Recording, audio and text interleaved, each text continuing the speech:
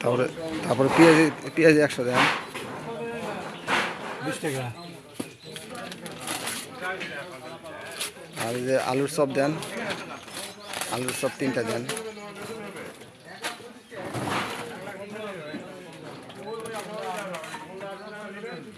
কাল ইফতারে পরে টাকা পাবেন।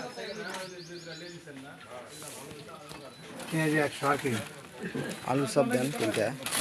4টা নেন 20 টাকা। দেন 4টা আলু, বেগুনি বেগুন কোনগুলা?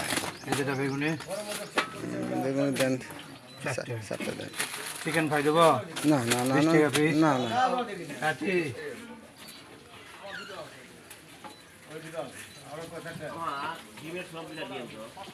এখন লিখো না পরে।